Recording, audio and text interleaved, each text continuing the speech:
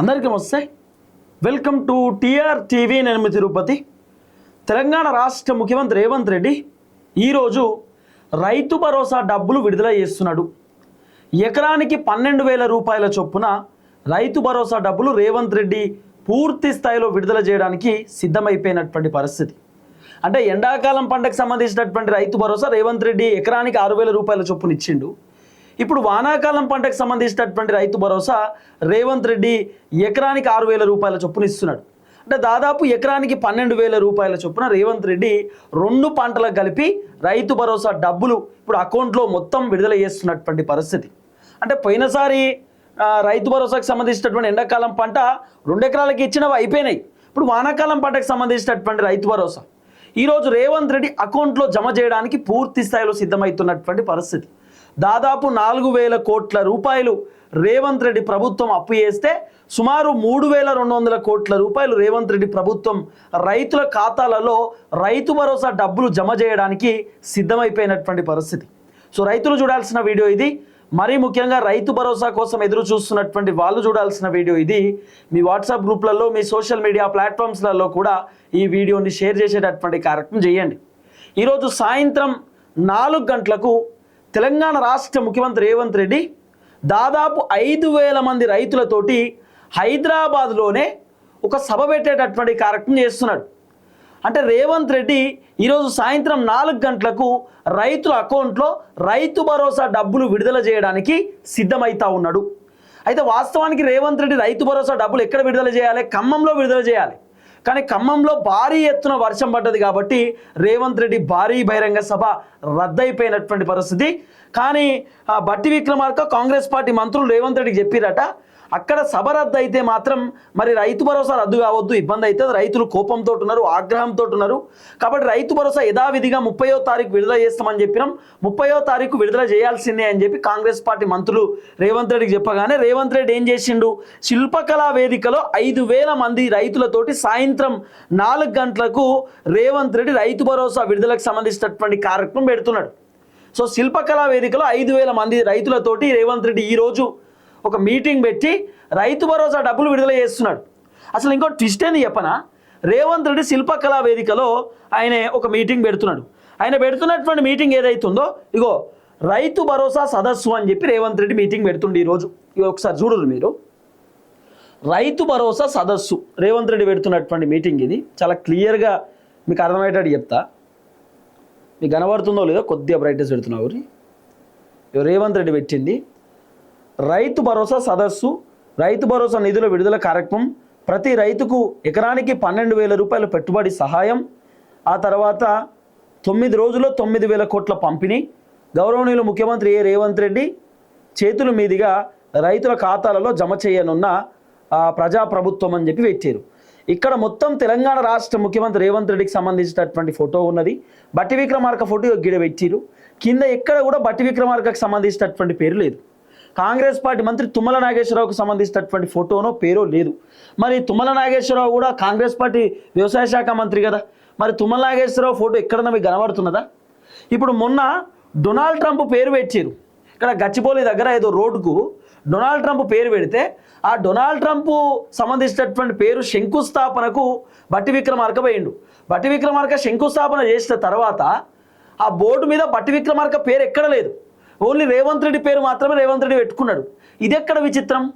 ఎందుకు రేవంత్ రెడ్డి తనను తానే హైలైట్ చేసుకుంటున్నాడు? ఇప్పుడు వ్యవసాయ శాఖ మంత్రి తుమ్మల నాగేశ్వరరావు, మరి తుమ్మల నాగేశ్వరరావు ఫోటో కూడా పెట్టొచ్చు కదా, తుమ్మల నాగేశ్వరరావు పేరు కూడా పెట్టొచ్చు కదా.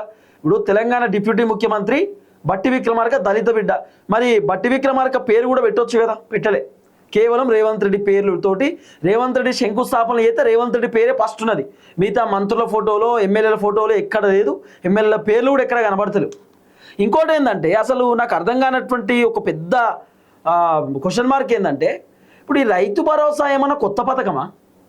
రైతు భరోసా రేవంత్ రెడ్డి ఏమన్నా కొత్తగా తీసుకొచ్చిండా? ఈ రైతు బంధు అనేది కేసీఆర్ హయాం నుండే ఉన్నది. కేసీఆర్ ముఖ్యమంత్రి అయిన తర్వాత రైతు బంధు అనేటటువంటి అంశాన్ని పట్టుకొచ్చి కేసీఆర్ 6 నెలలకో పంటకు 6 నెలలకో పంటకు యథావిధిగా కేసీఆర్ రైతు బంధు డబ్బులు అకౌంట్లో వేసేది. రేవంత్ రెడ్డి లెక్క 6 నెలలకోసారి కేసీఆర్ భారీ బహిరంగ సభలు పెట్టి ఆ భారీ బహిరంగ సభలలో బటన్ ఒత్తకపోయేది. రేవంత్ రెడ్డి ఏందో అంత విచిత్రంగా ఉన్నది.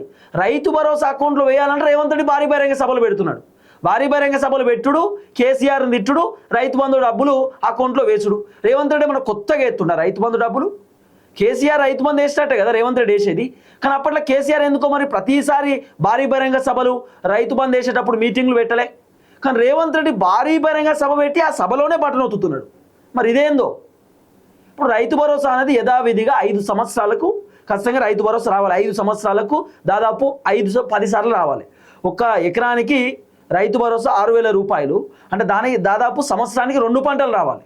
ఎండాకాలం పంట ఒకటి, వానాకాలం పంట ఒకటి, సంవత్సరానికి 2 సార్లు అంటే 6 నెలలకో పంట, 6 నెలలకో పంట యథావిధిగా రైతు భరోసా డబ్బులు అకౌంట్లో పడాల్సిందే. కానీ రేవంత్ రెడ్డి సంవత్సరానికి 2 సార్లు భారీ బహిరంగ సభ పెడుతున్నాడు రైతు భరోసా డబ్బులు విడుదల చేసేటప్పుడు. ఇప్పుడు ఈరోజు శిల్పకళా వేదికలో 5,000 మంది రైతులతో రేవంత్ రెడ్డి మీటింగ్ పెట్టేది కేవలం రైతు భరోసా డబ్బులు విడుదల చేయడానికే. ఇప్పుడు కొత్తగా ఏం రేవంత్ రెడ్డి ఎత్తలేడు కదా. అప్పుడు కేసీఆర్ ఏదైతే రైతు భరోసా డబ్బులు విడుదల చేసిండో ఇప్పుడు కూడా రేవంత్ రెడ్డికి అదే ఎత్తున్నాడు. కేసీఆర్ ఉన్నప్పుడేమో రైతు బంధు అనేటటువంటి పేరు ఉంటుండే. రేవంత్ రెడ్డి వచ్చినాక రైతు భరోసా అని పెట్టిండు అంతే. సో ఇప్పుడు డబ్బులు విడుదల చేస్తున్నాడు. ఇప్పుడు ఏమంటున్నాడు, 9,000 కోట్లు 9,000 కోట్ల రూపాయల పంపిణీ 9 రోజులలో చేస్తారట. 9 రోజులలో 9,000 కోట్ల రూపాయల పంపిణీ. ఈ అర్థం ఏంది మీకు ఇంకా అర్థమయ్యేటట్టు చెప్తే, ఇప్పుడు రేవంత్ రెడ్డి దాదాపు 9,000 కోట్ల రూపాయలు రైతు భరోసా డబ్బులు ఇస్తా అని చెప్పి ఈ ఎండాకాలం పంటకు సంబంధించినటువంటి డబ్బులు అట్లా కూడా చెప్పిండు, డ్రామా కూడా చెప్పిండు. 9,000 కోట్ల రూపాయలు ఎండాకాలం పంటకు కూడా రైతు భరోసా అని చెప్పిండు. రేవంత్ రెడ్డి కేవలం ఖర్చు పెట్టింది ఎంత తెలుసా, 5,600 కోట్ల రూపాయలు మాత్రమే రేవంత్ రెడ్డి ఎండాకాలం పంటకు సంబంధించినటువంటి రైతు భరోసా డబ్బులు ఖర్చు పెట్టిండు. ఇంకా 3,400 కోట్ల రూపాయలు రేవంత్ రెడ్డి ఎండాకాలం పంటకు సంబంధించినటువంటి పైసలు ఖర్చు పెట్టలేదు. రేవంత్ రెడ్డి ఫస్ట్ 70 లక్షల మందికి రైతు భరోసా ఇచ్చిన అని చెప్పిండు. 45 లక్షల మందికి రెండోసారి రైతు భరోసా ఇచ్చిండు. కేవలం ఎకరానికి, ఆ తర్వాత 2వ ఎకరానికి మాత్రమే రేవంత్ రెడ్డి రైతు భరోసా డబ్బులు ఖర్చు పెట్టిండు. అంటే 3,400 కోట్ల రూపాయలు ఎండాకాలం పంటకు సంబంధించిన రైతు భరోసా డబ్బులు రేవంత్ రెడ్డి మిగిలించుకున్నాడు. ఇవి ఇవ్వాలంటే దాదాపు 4 ఎకరాల వరకు రేవంత్ రెడ్డి ఎండాకాలం పంటకు సంబంధించిన రైతు భరోసా ఇవ్వచ్చు. ఇంకా 2 ఎకరాలకు ఇవ్వచ్చు, కానీ ఇయ్యలే.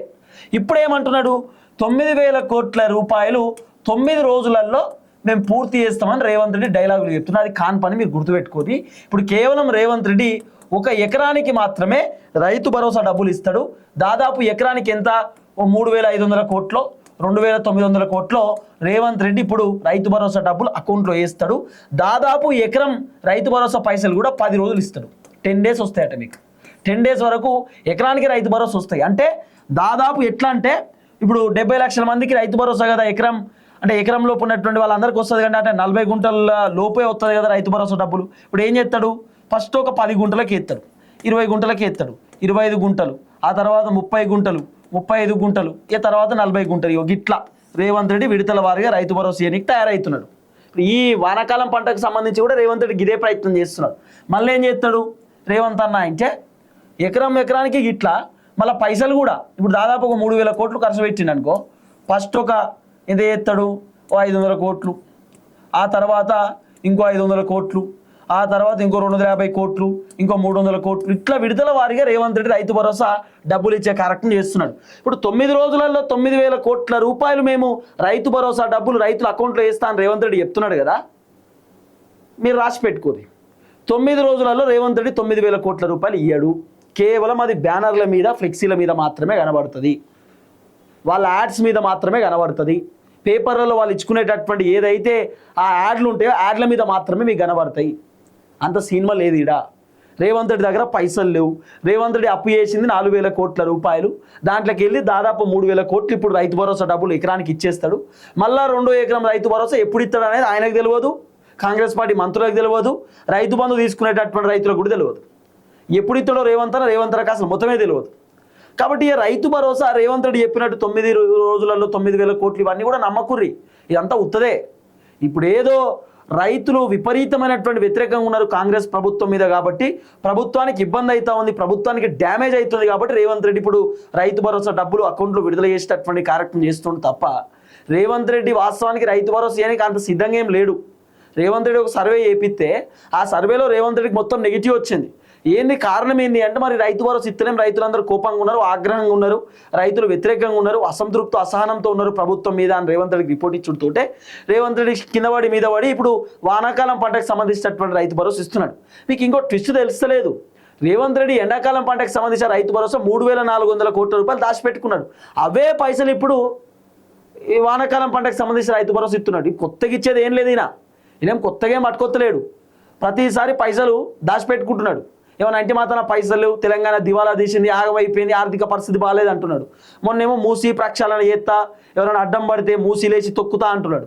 మరి పైసలు లేనప్పుడు మూసి ఎందుకు, మనకు కథ ఎందుకు, ఇదంతా ఏవిటికి? ఇదిగో వాస్తవమే కదా, పైసలు లేనప్పుడు మూసి సుందరీకరణ ఎందుకు? ఫస్ట్ నువ్వు రైతులకు ఇవ్వాల్సిన బెనిఫిట్స్ ఇయ్యరాదు, రుణమాఫీ మొత్తం చేయరాదు, రైతు భరోసా మొత్తం ఇయ్యరాదు, పంట బోనస్ ఇయ్యరాదు, ఫస్ట్ కౌలు రైతులకు పైసలు, రైతు కూలీలకు పైసలు, రైతులకు పెన్షన్లు, సబ్సిడీలు, ఇవన్నీ పక్కన పెట్టి యూరియా బత్తాలు చక్కగి రైతులు పండిస్తున్నటువంటి పంటను సకాలమైనటువంటి కాలంలో కొను, ఇవన్నీ చేయడు. కానీ అన్ని డైలాగులు, కొత్త డైలాగులు, అన్ని రకరకాల డైలాగులు కొట్టే కార్యక్రమం చేస్తున్నాడు. సరే, ఏది ఏమైనా ఈరోజు తెలంగాణ రాష్ట్ర ముఖ్యమంత్రి రేవంత్ రెడ్డి రైతు భరోసా డబ్బులు అకౌంట్లో విడుదల చేయడానికి పూర్తి స్థాయిలో సిద్ధమైపోయినటువంటి పరిస్థితి. 9 రోజులలో 9,000 కోట్ల రూపాయలు రేవంత్ రెడ్డి డబ్బులు విడుదల చేస్తారట.